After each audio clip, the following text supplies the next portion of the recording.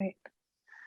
Good morning, Karen. Thank you so much for taking the time to visit with us at Sacramento Friends. And I'm really looking forward to hearing more about the program that you're working with.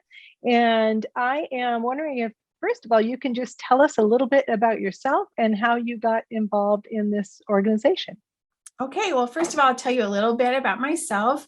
I have been married to my husband, Paul, for 38 years and have two adult sons and one daughter-in-law. And so they keep us busy with, all the things that you do with adult children. My husband, for many years, was a pastor of a church. And so I'm familiar with the works that churches do. And I was always specifically interested in outreach, not so much inside the church, but I always wanted to be out in the community and being a part of that. So that's primarily what I've always been involved with. And specifically the last probably 10 years, homeless outreach in Rancho Cordova. And so it started with being on the ground floor of an organization that helped in the community by having emergency shelters during the winter time for homeless. And so I oversaw that whole organization for the Rancho. That sort of led to working with the city of Rancho Cordova in homeless outreach. And so while I was getting that experience, then when a transition change in our life took place, I saw this job at St. John's pop up and I thought, okay, that's what I've been training all my life for. So I was very excited 2 years ago to be employed as the community engagement manager, which means I specifically work with volunteers that come in from the community. I also work with churches and organizations that helping them to become engaged with St. John's. And now I'm also grant writing to bring in more funding for St. John's. Wow, that sounds like a lot of work and a good way to come to this opening. It sounded like it was meant for you, so I'm really glad to hear that. What can you tell us about the name change? Because I understand it used to be called St. John's Women's Shelter, and now it is called Program for Change. Is that correct? St. John's Program for Real Change. Yeah, it's a mouthful, but it really describes what we do. So first of all, St. John's began in 1985 on the steps of St. John's Lutheran Church, and that's where our name comes from. And we started as a 30-day emergency shelter. And over the years, we sort of went from a 30-day shelter to a 45-day to a 90-day shelter. And one of the things that was happening was not only repeat customers, so to speak, but also we were having women come with their children and telling the story that they came to St. John's with their mom when they were children. So we're seeing this pattern. And so the executive director at that time decided that we needed to have a full rebooting of what we do here so that we really got rid of that pattern of poverty and that cycle and break that down. And so thus we began an up to 18-month program and called ourselves then St. John's Program for Real Change, because we want to end the cycle of poverty one family at a time and unleash the potential of the women and children who come to St. John's. That's great. I like that word that I had left out, real change, because that is significant if you're trying to break the cycle, and it sounds like that's what you're doing. Can you give us a little idea of what the day-to-day program looks like? Sure. So when a woman and her children first arrive at St. John's, they walk through our red doors, which is also our logo. So the significance of these red doors is that it represents the courage that it takes for a woman to leave her life that has not been working for her and walk through the doors, and the courage that it takes, also the hope that it represents, that her life will change by what happens at St. John's. And so the first 30 days really are all about building structure into their life, and they take classes such as parenting and anger management and finance and employability and all of the things to start getting their life back into order. And then the children also are involved in our children's programming and getting some structure and scheduling into their life as well. And then once they have, also during that 30 days, they're introduced to a case manager. If they're coming from a life of addiction, they're a drug and alcohol counselor. Many of our women, up to 60%, are victims of domestic violence. So we have intense counseling and therapy for them to help overcome that. We also have a way for them to begin finishing their high school diploma if they have not been able to obtain that as well. So all of these things are going on simultaneously. They're meeting with their case manager, they're meeting with their drug and alcohol counselor, their therapist once a week. So all of that is in that first 30 days to get started, because what we really want to do is help drill down to those root causes of their homelessness. Why were they homeless to begin with? And so they can start dealing with those. But after the first 30 days, we also want to start them on their journey of employment training, which is the big piece of what we do here as well. And so we own and operate Plates Cafe and Catering, which has got a new look since COVID. It was a full restaurant and catering. Right now it's housing our Red Door Desserts, which is a new social enterprise that we began in December. And our website has all of the information about that. I won't spend a lot of time on that now, but it's where our women not only learn job skill, hands-on job skills, but the soft skills of working with each other, learning communication skills, where they also can learn to get along with each other, to respect their boss, all of those things. Many of the women have never had a job, so they don't even know what that's like.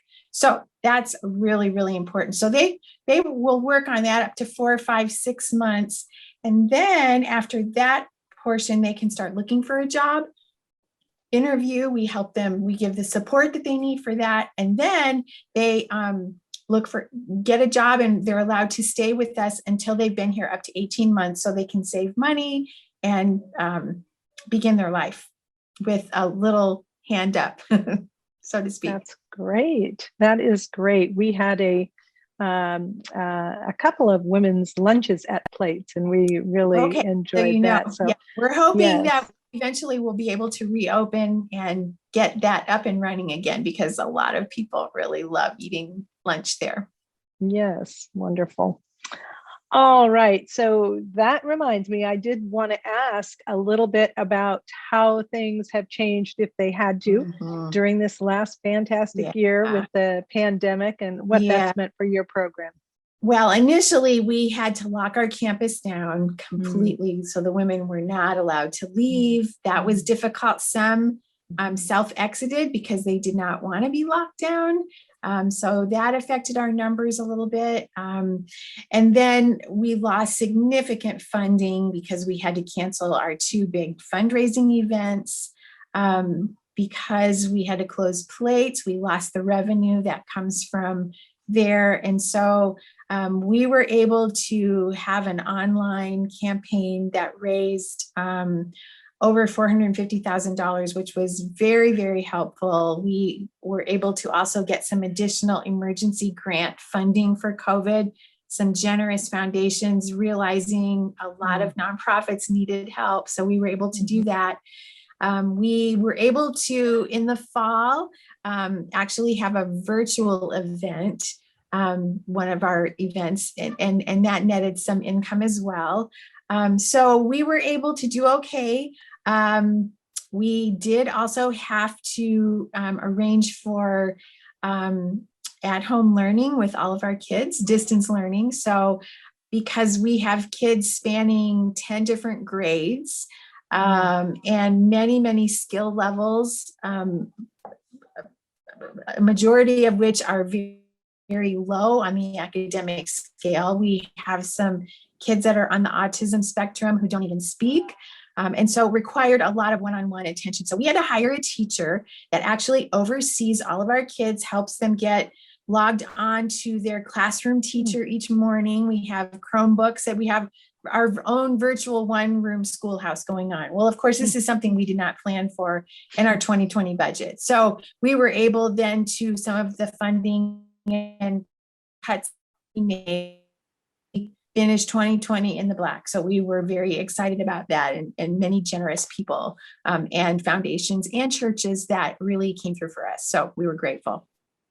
That's a wonderful. So it sounds like you answered one of my other questions about funding. It sounds like it comes from all different places. Right. Well, we have funding from, I think about 20% of our funding is public, meaning county, city, federal grants.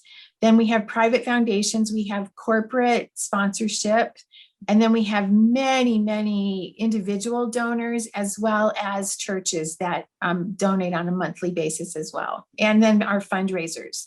And then the revenue that we get from plates, which now instead of the restaurant, it's the Red Door Desserts, and also First Steps, our child care center. Okay. All right. Well, thank you. That's such great information. And it does sound like you've made the best of a very difficult year. So congratulations. I wanted to know if you have a project or some other specific thing that you think has been the most successful. Yeah. Well, we have a recent project that we started in February. We are one of the designated spots for the City of Sacramento's Tiny Home Project. Tiny home is sort of a misnomer because they're actually 800 square foot modular units. And so we are part of that site where it's funded by the City of Sacramento, as well as the construction company that is putting them together on our property. We have a very large parking lot in the back. And so we are installing 11 modular homes that will be transitional housing for women as they prepare to move out of St. John's. So maybe they're not quite ready to move into their own housing and do life completely on their own. And so they will have up to about 9 months where they will practice living on their own, where they'll actually have to apply for and pay rent and do credit checks and all of the things that you would do if you were moving into a market value apartment complex. But it will give just a little bit of scaffolding as they continue to prepare themselves to live completely on their own. And it's called St. John's Square. So it's its own little community separate from our other residential buildings. That sounds great. I would love to see that sometime. So I'll have to see if I can make an arrangement for that. I wanted to know if you could share with us a specific personal story, either with names or without, whatever works for you. But kind of put okay, and I will. We always our women's first names and last initials if needed, but we always ask for permission to be able to use the story. And this story actually was on our blog, but I just thought I would share it because it's not super long. But this is Brittany's story. When asked what life was like before coming to St. John's, Brittany doesn't hesitate to say, "I was addicted and codependent in New York City." She grew up in Sacramento and received a scholarship to the New York School of Film and Television with her heart set on acting. After graduating, she needed a job to pay for her lifestyle, one with the flexibility to accommodate auditions. Her job in the restaurant industry led her from casual drug use to a full-blown addiction. In 2017, she came back to Sacramento and entered the first of several rehab experiences. It was during this time that she was referred to St. John's, and in August of 2020, Brittany walked through the red doors of St. John's program for real change, ready to find her purpose. I asked her why she thought now was the time to really embrace sobriety, and she responded, "I now possessed emotional sobriety, and it was time to take a chance on a different kind of change." As she's worked through the program, first with continued sobriety and then with our employment training, her biggest challenge has been accepting the other residents for where they are now, learning to be kind and considerate in her interactions. She shared that she's also struggled with facing responsibilities. In other words, learning to be an adult is overwhelming sometimes. She credits the St. John's staff as being the most helpful while she's navigated her way, calling them her rock. Brittany is looking forward to completing our program, going back to school, and finding a career that gives her a purpose, not just a job. Her passion is childhood development, and she's looking at options that would lead her to that career, allowing her to finally give back. In the meantime, she's recently been hired as a teacher's assistant for River City Learning Center, where she's now working, and she's one more step forward in her journey to find that purpose. So she's still living on our campus, but and looking for probably of our graduates this spring or summer. So great success story. She's amazing. That's wonderful. That really helps us to kind of focus in on what that looks like for one individual's success. Exactly. That's fantastic.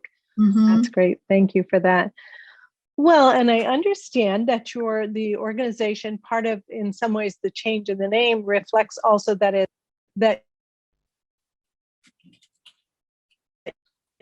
organization per se, even though you're carrying out acts of service and outreach and actually ministry. And I just wanted to know if you wouldn't mind if you think that there is some way that we can be praying for you, because that's what we do. So we would love to be praying. I'm sure for that any of the women would love to know that someone is behind them and lifting them in prayer. Just, I think for specifically just for the determination and that it takes. They get discouraged at times. Children to just be discouraged at their seeming lack of progress. They're making progress. Sometimes they just don't see that it's progress. But day by day, as they show up and do what they need to do for today. And so it's really just the persistence to stick with what they're doing and to show up ready to do the day's work, take it one day at a time. So I think, just for encouragement and not to be dismayed. Wonderful. Well, we will absolutely be praying for that. And thank you so much for taking the time for, and really seems like, as I said, you are the right person for this job. So thank you. And we will try and take advantage of those opportunities to check out the Red Door and all of the other wonderful services that you have to offer. And we are part of our outreach is that we are collecting money during this particular time in this season that we can to be of assistance, and we would love to share that with you. Well, I appreciate the opportunity to share. I love connecting with the church that I've not connected with before. And maybe when you are back in your full services, I'd love to come and meet you in person. And that would be great. In the meantime, too, we've opened our doors again for volunteers. And if there's anyone from your congregation that would like to be a volunteer, I'd love to talk to them about that. And other ways that churches have gotten involved have been actually providing a meal, bringing a meal and serving the meal to our residents. So we'd love to have you do that as well, or come and do a service day. I have lots of church groups that come, like 20 people, 10, 20 people, and we give them projects to do on campus. And so not only is it team building, but it's also an active service to our women and children as well. So there's lots of ways that you can get involved. Thank you so much. That's great. I know that there will be many in our congregation that are really excited to hear that. Great. Look forward to connecting again. Well, thank you, and blessings on your congregation as well. Thank you so much. We appreciate it, and blessings on you.